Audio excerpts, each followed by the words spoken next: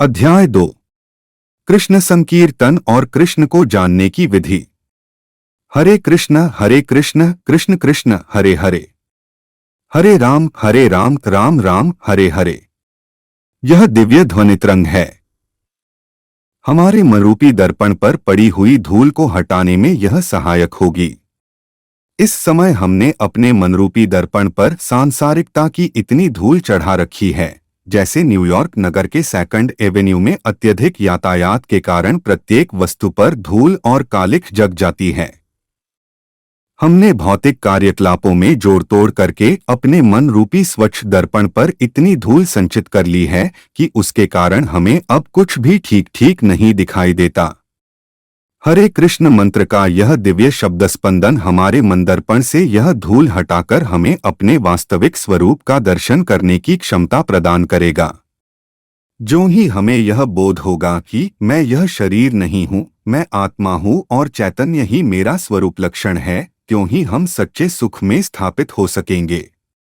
जैसे जैसे हरे कृष्ण मंत्र के संकीर्तन से हमारी चेतना शुद्ध होती जाएगी, वैसे वैसे ही हमारे सारे भौतिक दुहक लुप्त होते जाएंगे। इस भौतिक जगत में सदा दुहकों की ज्वाला उठती रहती है और प्रत्येक प्राणी उसे बुझाने की चेष्टा कर रहा है। किंतु भौतिक दुहकों की इस ज्वाला के बुझने की तब तक कोई संभावना नहीं है, जब तक हम अपने आध्यात्मिक जीवन में शुद्ध चेतना में स्थिति नहीं हो जाते। इस भौतिक जगत में भगवान श्री कृष्ण के अवतार का एक उद्देश्य था धर्म संस्थापना के द्वारा समस्त प्राणियों के सांसारिक क्लेशों की ज्वाला को बुझाना। यदा यदा ही धर्मस्य ग्लानिर्भवति भारत, अभ्युत्थानम अधर्मस्य तदात्मानं सृजाम्यहम्, परित्राणाय साधूनां विनाशाय च दुष्कृतां, धर्म संस्थापनार्थाय संभवामि युगे युगे। हे अर्जुन, जब जब और जहां जहां धर्म की हानि और अधर्म की वृद्धि होती है, तब तब मैं अवतरित होता हूँ। साधु सज्जन पुरुषों की रक्षा, दुष्ट दुर्जनों के विनाश और धर्म की पुनः संस्थापना के लिए मैं प्रत्येक युग में अवतरित होता हूँ। भगी 4.7-8। इन श्लोकों में धर्म शब्द प्रयुक्त हुआ है। इस शब्द का अंग्रेजी भाषा में विभिन्न प्रकार से रूपांतर हुआ है। कभी कभी इस शब्द का अनुवाद फेथ अर्थात विश्वास के रूप में किया जाता है, किंतु वैदिक साहित्य के मतानुसार धर्म एक विश्वास मात्र नहीं है। विश्वास बदल सकता है, किंतु धर्म नहीं बदला जा सकता। जल की तरलता को नहीं बदला जा सकता, वह उसका स्वरूप भूत धर्म है। उदाहरण के लिए, यदि जल बर्फ के रूप में ठोस बन जाता है तो वस्तुतः वह अपने मूल स्वरूप में नहीं रहता। वह किन्हीं विशेष परिस्थितियों में उस दशा में परमब्रह्म के अंश हैं। और ऐसा होने के कारण हमें अपनी चेतना को परम अनुकूल या उनके अधीन बनाना होगा। परम पूर्ण के प्रति हमारे इस दिव्य सेवा भाव का भौतिक संपर्क के कारण दुरुपयोग हो रहा है। हमारे मूल स्वरूप में सेवा भाव अनिवार्य रूप से निहित है। प्रत्येक मनुष्य सेवक है और स्वामी कोई नहीं। प्रत्येक व्यक्ति किसी न किसी की सेवा कर रहा है। यद्यपि राष्ट्रपति देश का प्रमुख कार्यकारी अध्यक्ष है, तथापि वह देश की सेवा कर रहा है, और जब उसकी सेवाओं की आवश्यकता नहीं रहती तो देश उसको अवकाश दे देता है। अपने आप में यह समझना कि मैं सबका स्वामी हूँ माया कहलाता है। इस प्रकार देहात्म बुद्धि के कारण हमारी सेवावृत्ति का विभिन्न उपाधियों में दुरुपयोग किया जा रहा है। जब हम इन उपाधियों से मुक्त हो सकते हैं, अर्थात सब हमारे मनरूपी दर्पण से अज्ञान की धूल हट जाएगी, तब हम अपने आप को कृष्ण के शाश्वत सेवक के अपने मूल स्वरूप में देख सकेंगे। मनुष्य को यही नहीं समझना चाहिए कि भौतिक जगत में और आध्यात्मिक वातावरण में उसकी सेवाएं एक सी होंगी। हमें यह सोचने में कदाचित संकोच होगा कि क्या मुक्त हो जाने के उपरांत भी मैं सेवक ही रहूंगा। ऐसा इसलिए है क्योंकि भौतिक जगत में सेवक होने का हमारा अनुभव बहुत सुखमय नहीं रहा है, किंतु दिव्य सेवा ऐसी नहीं होती है, जबकि भौतिक जगत में इनमें अंतर है। दिव्य जगत में हर चीज एक सी होती है।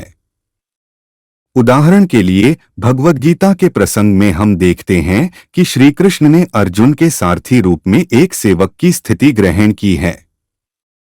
अपनी वैधानिक स्थिति में अर्जुन कृष्ण का सेवक है, किंतु व्यवहार में हम देख सकते हैं कि कभी कभी भगवान सेवक के भी सेवक बन जाते हैं।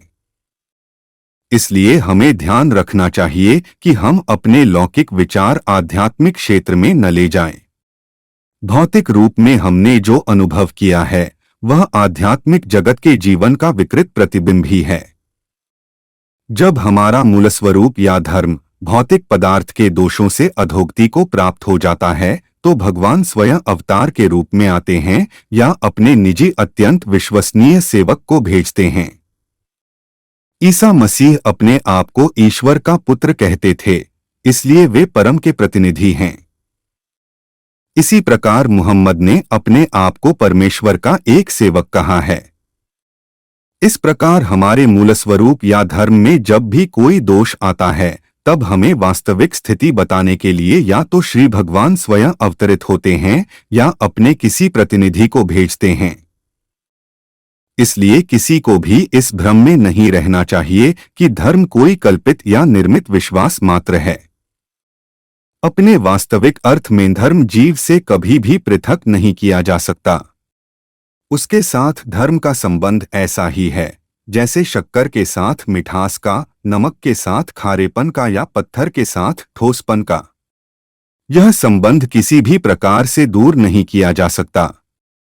जीव का धर्म सेवा करना है और हम स्पष्ट देख सकते हैं कि प्रत्येक जीव की वृत्ति अपनी या दूसरों की सेवा करने की होती है। श्री कृष्ण की सेवा कैसे की जाए, भौतिक दास्ता से अपने आप को कैसे मुक्त किया जाए, कृष्ण भावनामृत कैसे प्राप्त किया जाए और भौतिक उपाधियों से कैसे छुआ जाए, ये सब बातें भगवान श्री कृष्ण ने भगवद गीता में वैज्ञानिक विधि से समझाई हैं।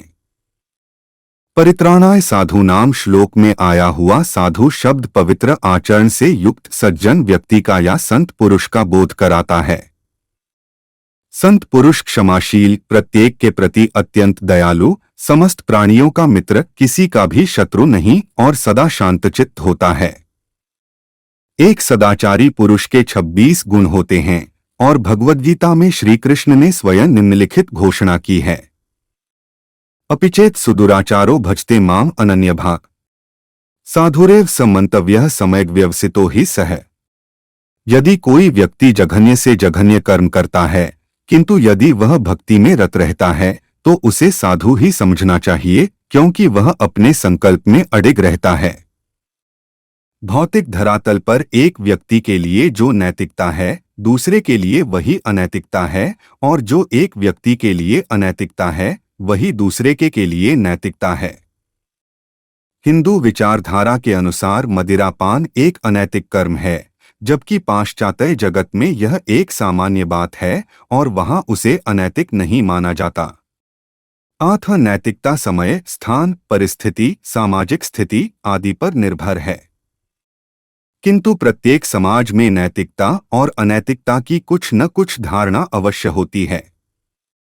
उपर्युक्त श्लोक में श्री कृष्ण कहते हैं कि चाहे कोई व्यक्ति दुराचारी ही क्यों न हो, किंतु यदि वह कृष्ण भावना में स्थित है तो उसे साधु ही मानना चाहिए। दूसरे शब्दों में, पूर्व संस्कार के कारण यदि किसी में कुछ अनैतिक प्रवृत्तियां हो भी, पर यदि वह पूर्णतया कृष्ण भावनामृत में स्थित है तो इन दुष्प्रवृत्तियों को महत्व न दिया जाना चाहिए।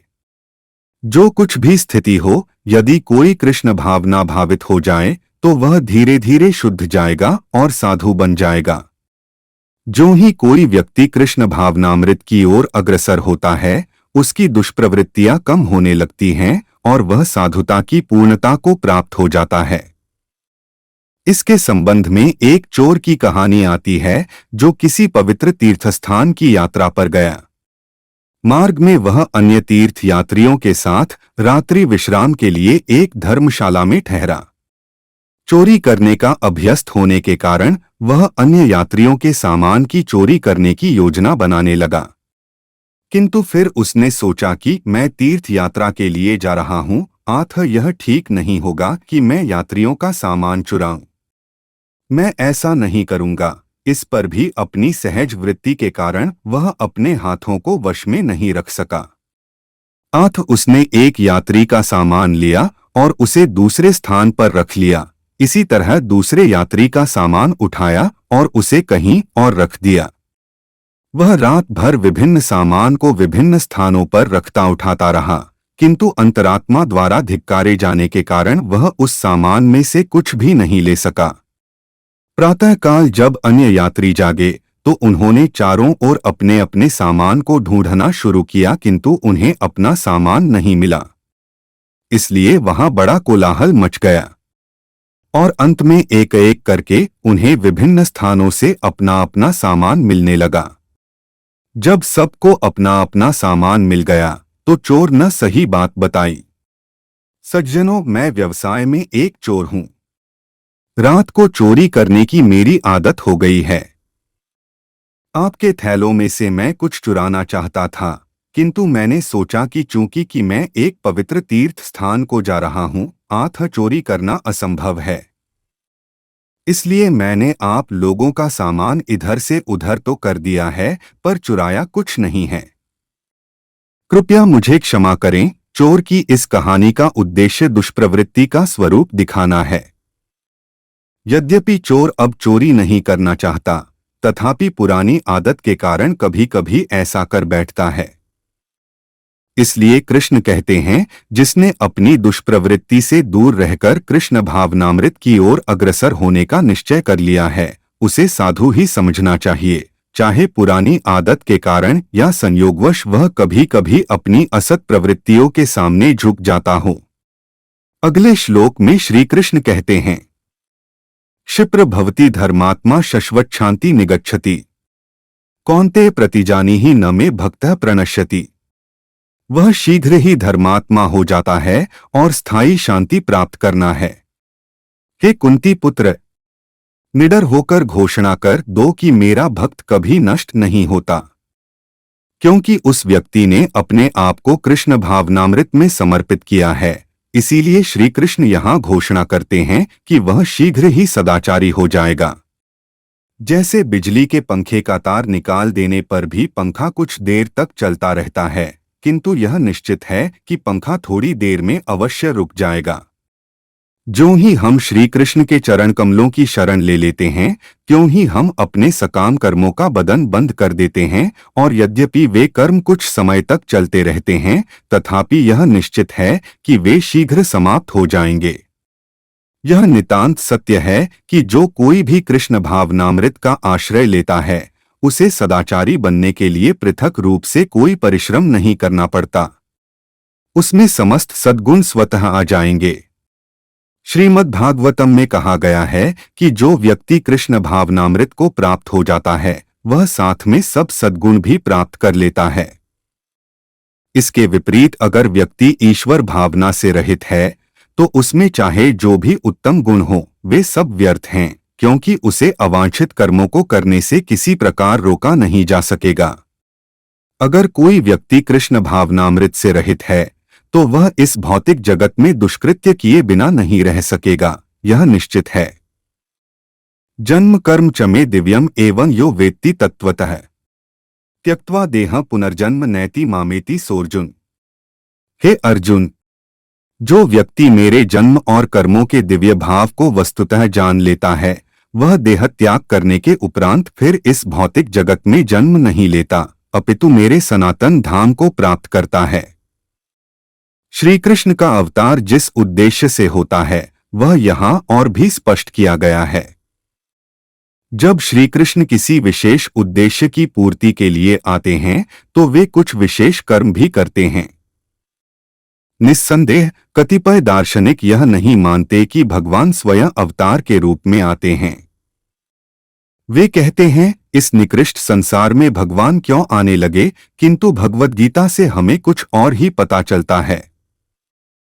हमें यह सदा स्मरण रखना चाहिए कि हम भगवद गीता से हमें कुछ और ही पता चलता है। हमें यह सदा स्मरण रखना चाहिए कि हम भगवद गीता को एक शास्त्र के रूप में पढ़ते हैं।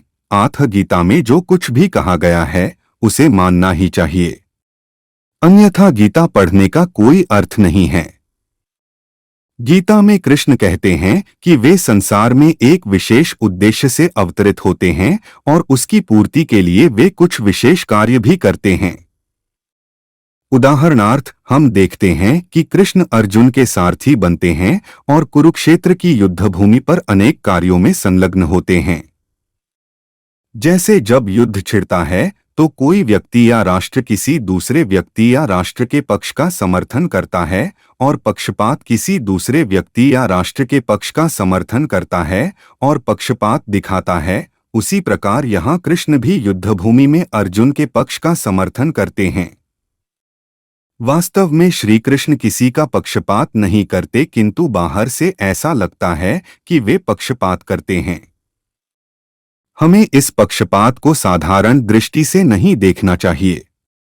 इस श्लोक में श्री कृष्ण यह भी स्पष्ट करते हैं कि इस भौतिक संसार में उनका अवतरण दिव्य है। दिव्यम शब्द का अर्थ है अलौकिक।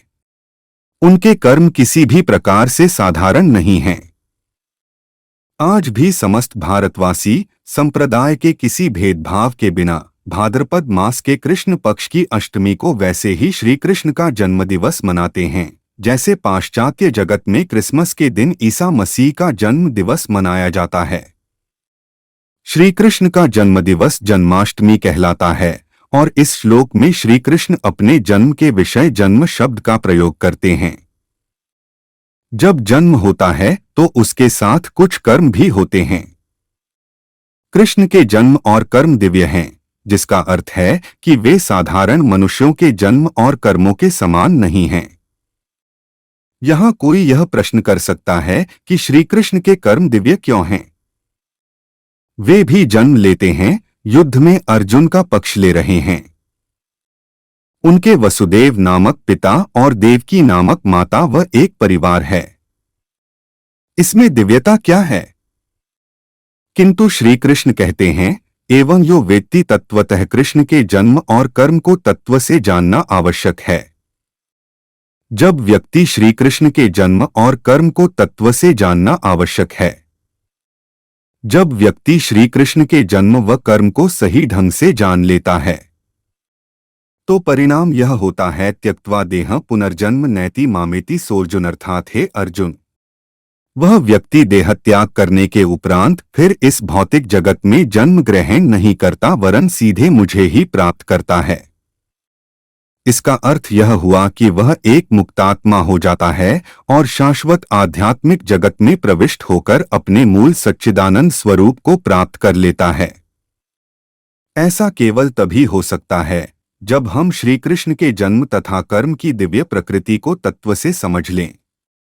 साधारणतया जब कोई व्यक्ति अपना देह त्याग कर देता है तो उसे दूसरी देह धारण करनी पड़ती है। देहधारी जीव अपने कर्मों के अनुसार निरंतर जन्म मृत्यु के द्वारा एक देह का त्याग करके और दूसरी देह धारण करके आत्मा का देहांतरण, अपना वेश परिवर्तन करते रहते हैं। इस समय हम सोच सकते हैं कि यह वर्तमान भौतिक देह हमारा वास्तविक शरीर है, किंतु यह तो एक पोशाक के समान है। वास्तव में हमारा वास्तविक शरीर भी होता है और वह है हमारा आध्यात्मिक शरीर। जीव का यह स्थूल भौतिक शरीर उस असली सूक्ष्म आध्यात्मिक शरीर के सामने केवल ऊपरी दिखावा है। जब यह भौतिक शरीर वृद्ध और जीर्णशीर्ण हो जाता है या किसी दुर्घटना के कारण अशक्त हो जाता है, तो हम उस शरीर को एक मैले या फटे पुराने वस्त्र की भांति एक ओर छोड़कर दूसरे भौतिक शरीर को ग्रहण कर लेते हैं।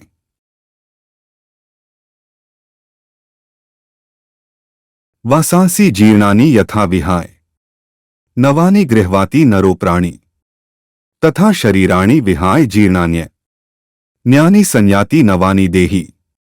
जैसे कोई पुराने वस्त्रों का त्याग करके नए वस्त्र धारण करता है, उसी प्रकार यह आत्मा भी पुराने शरीरों को त्याग कर नए भौतिक शरीरों में चली जाती हैं।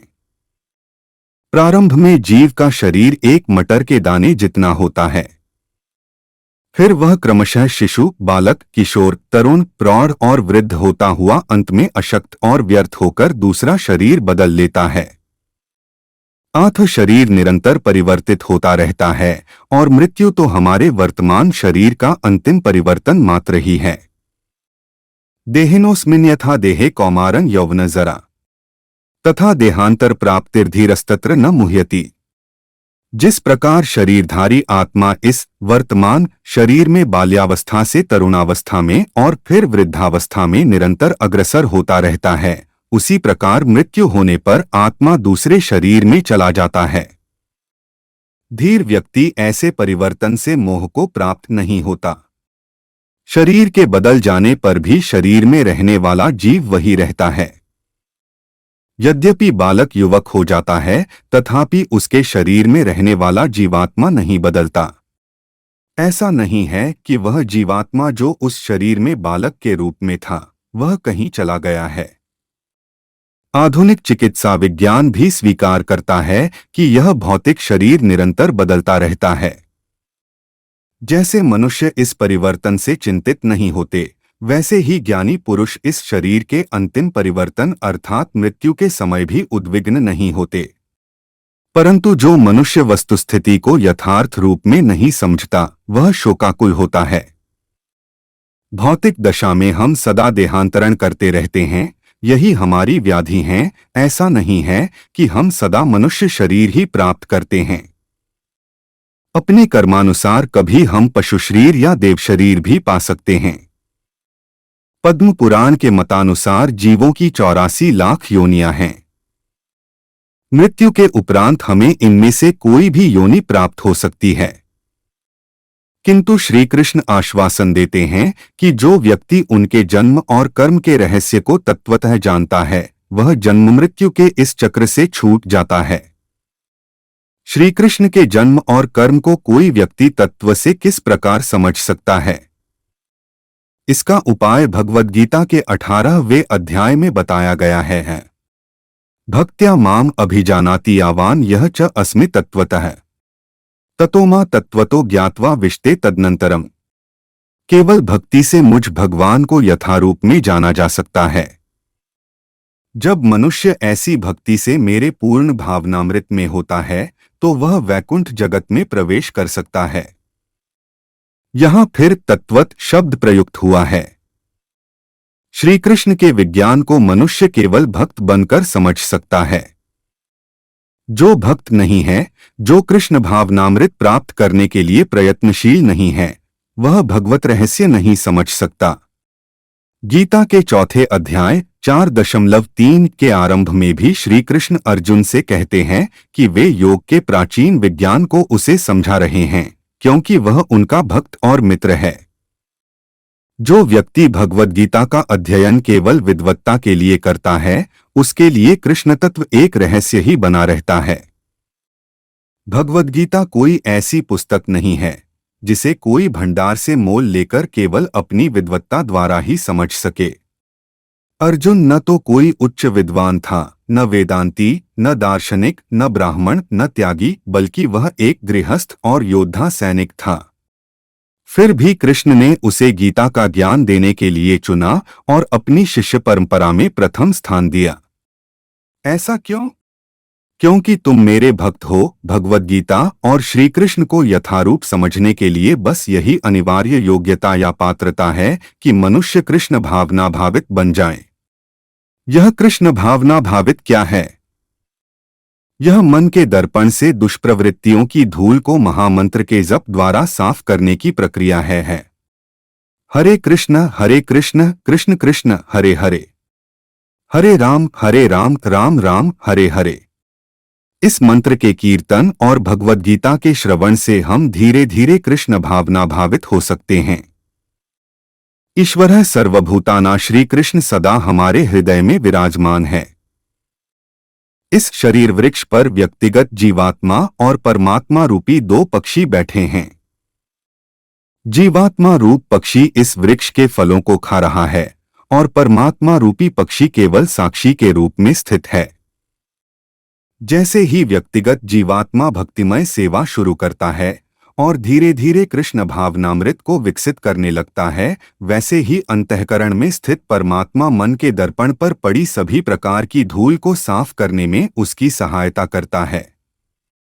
श्री कृष्ण साधु वृत्ति वाले सभी व्यक्तियों के मित्र हैं और कृष्ण भावनामृत को जागृत करने का प्रयास साधुवृत्ति है। श्रवणम कीर्तनम, श्रवण और कीर्तन से मनुष्य श्री कृष्ण के विज्ञान को समझने के स्तर पर आता है और इस तरह कृष्ण के विज्ञान को समझने के स्तर पर आता है और इस तरह कृष्ण को समझ सकता है। कृष्ण को समझ लेने पर मनुष्य मृत्यु के समय तुरंत श्री कृष्ण के वैकुंठ धाम को जा सकता है। इस वैकुंठ जगत का वर्णन भगवद गीता में इस प्रकार किया गया है। न तत् भास्यते सूर्यः न शशांकः न पावकः यत् गत्वा न निवर्तन्ते तत् धाम परमं मम। वह मेरा परम धाम न तो सूर्य या चंद्र के द्वारा प्रकाशित होता है और न अग्नि या बिजली से। जो लोग वहां पहुंच जाते हैं वे इस भौतिक जगत में फिर से लौटकर नहीं आते। यह भौतिक जगत सदा अंधकारमय है, इसलिए हमें यहाँ सूर्य, चंद्रमा और विद्युत की आवश्यकता पड़ती है। वेद हमें इस अंधकारमय जगत में न रहकर ज्योतिर्मय आध्यात्मिक जगत में चले जाने का आदेश देते हैं। अंधकार शब्द के दो अर्थ है, प्रकाश रहित और अज्ञान। परमेश्वर में अनेक शक्तियां हैं। यह बात नहीं है कि वे इस भौतिक जगत में केवल कर्म करने के लिए आते हैं। वेदों में कहा गया है कि ईश्वर को कोई कर्म नहीं करना पड़ता है। भगवद गीता में श्री कृष्ण कहते हैं, न मे पार्थास्ति कर्तव्यं त्रिषु लोकेषु किंचन नान्वाप्तं वाप्तव्यं वर्त एव च कर्मणि। हे पृथापुत्र, तीनों लोकों में मेरे लिए कोई भी कर्म नियत नहीं है, न मुझे किसी वस्तु का अभाव है और न आवश्यकता है, तो भी मैं नियत कर्म करने में तत्पर रहता हूं। भगी 3.22। इसलिए हमें ऐसा नहीं सोचना चाहिए कि श्री कृष्ण इस भौतिक जगत में अवतार लेने और अनेक कर्म करने के लिए बाध्य हैं। कोई भी व्यक्ति श्री कृष्ण से बड़ा या उनके समान नहीं है। श्री कृष्ण में स्वाभाविक रूप से ही समस्त ज्ञान विद्यमान है। यह भी नहीं है कि ज्ञान प्राप्त करने के लिए उन्हें तपस्या करनी पड़ती हो या किसी समय किसी से ज्ञान प्राप्त करना पड़ता हो। सभी देश काल में वे ज्ञान से पूर्ण हैं। उन्होंने अर्जुन को गीता का उपदेश दिया, पर उन्हें कभी गीता नहीं सिखाई गई। जो पुरुष श्री कृष्ण के इस स्वरूप को समझ लेता है, उसे इस भौतिक जगत के जन्म मरण के चक्र में वापस नहीं आना पड़ता। माया के प्रभाव के कारण हम लोग इस भौतिक जगत के वातावरण में इस मानव जीवन का यह उद्देश्य नहीं है। इस मानव जीवन का उद्देश्य कृष्ण के तत्व विज्ञान को समझना है। हमारी भौतिक आवश्यकताएं हैं आहार, निद्रा, मैथुन, आत्मरक्षा और इंद्रियों द्वारा विषय भोग में तृप्ति। ये आवश्यकताएं मनुष्यों और पशुओं के समान हैं। पशुजगत इन समस्याओं का समाधान करने के प्रयास में व्यस्त रहता है और यदि हम भी केवल इन समस्याओं के समाधान करने में ही लगे रहें तो पशु हमसे किस तरह भिन्न होंगे। परंतु मनुष्य में एक विशेष योग्यता भी है जिससे वह दिव्य कृष्ण भावनामृत विकसित कर सकता है, परंतु यदि वह ऐसा नहीं करता तो वह पशु श्रेणी में ही रहता है। आधुनिक सभ्यता का यह एक महान दोष है कि उसमें बल दिया जाता है। आध्यात्मिक जीव होने के कारण हमारा यह अनिवार्य कर्तव्य है कि हम अपने आप को जन्म मरण के बंधन से बाहर निकालें। हमें सावधान रहना चाहिए कि मनुष्य जीवन का जो विशेष अवसर हमें मिला है वह कहीं चूक न जाए। श्री कृष्ण स्वयं गीता का उपदेश देने के लिए और कृष्ण भावना भावित बनने में हमारी सहायता करने के लिए आते हैं। वास्तव में यह नाशवान भौतिक सृष्टि हमें इसी भगवत भावना को जगाने के लिए दी गई है। यदि इस अवसर तथा दुर्लभ मनुष्य शरीर को हम कृष्ण भावनामृत को प्राप्त करने में नहीं लगाते तो हम इस दुर्लभ अवसर को खो देंगे। इसके अनुशीलन की प्रक्रिया बड़ी सरल है। श्रवण कीर्तनम, भगवन नाम का श्रवण और कीर्तन। हमें सुनने के अतिरिक्त और कुछ नहीं करना है। ध्यान से सुनने पर आत्मज्ञान की प्राप्ति निश्चित है। श्री कृष्ण अवश्य ही हमारी सहायता करेंगे क्योंकि वे हमारे हृदय में विराजमान हैं। हमें तो केवल थोड़ा समय निकालकर प्रयत्न करना है। हमें किसी के द्वारा यह पूछे जाने की आवश्यकता नहीं पड़ेगी कि हम प्रगति कर रहे हैं या नहीं। हमें इसका पता अपने आप ही लग जाएगा, जैसे एक भूखे व्यक्ति को पेट भर भोजन करने पर तृप्ति अनुभव हो जाती है। कृष्ण भावनामृत अथवा आत्म साक्षात्कार की यह प्रक्रिया वस्तुतः कठिन नहीं है। श्री कृष्ण ने गीता में इसे अर्जुन को सिखाया था, और यदि हम गीता को वैसे ही समझ लें जैसे अर्जुन ने उसे समझा था, तो हमें जीवन के लक्ष्य तक पहुंचने में कोई कठिनाई नहीं होगी। परंतु यदि हम भगवद गीता की व्याख्या अपनी सांसारिक शैक्षणिक विद्वत्ता के अनुसार करने लगें, तो सब कुछ बिगड़ जाएगा। जैसा पूर्व में कहा जा चुका है, हरे कृष्ण महामंत्र का यह कीर्तन ही वह उपाय है जिससे भौतिक संसर्गों के कारण चित्त के दर्पण पर जमी दुष्प्रवृत्तियों की सारी धूल दूर हो जाती है। हमें कृष्ण भावनामृत जागृत करने के लिए बाह्य सहायता की आवश्यकता नहीं है, क्योंकि कृष्ण भावना हमारे हृदय में सुप्तावस्था में पहले से ही विद्यमान है। वास्तविकता तो यह है कि कृष्ण भावना ही हमारा यथार्थ गुण है, हमें केवल इस प्रक्रिया से उसे उद्भावित करना है। कृष्ण भावना एक शाश्वत सत्य है। यह कोई मतवाद या किसी संस्था द्वारा थोपे हुए विश्वासों का संकलन नहीं है। यह प्रत्येक प्राणी में विद्यमान है, चाहे वह मनुष्य हो या पशु। लगभग 500 वर्ष पूर्व जब श्री चैतन्य महाप्रभु दक्षिण भारत की यात्रा करते समय एक गहन वन में से होकर निकलते हुए हरे कृष्ण महामंत्र का कीर्तन कर रहे थे, तो बाघ, हाथी, मृग आदि सभी वन्यपशु कृष्ण के पवित्र नामों की धुन पर उनके संकीर्तन नृत्य में सम्मिलित हो गए थे। निस्संदेह यह संकीर्तन की शुद्धता पर निर्भर है। जैसे जैसे हम जप में प्रगति करते हैं, वैसे वैसे शुद्धिकरण जरूर होगा।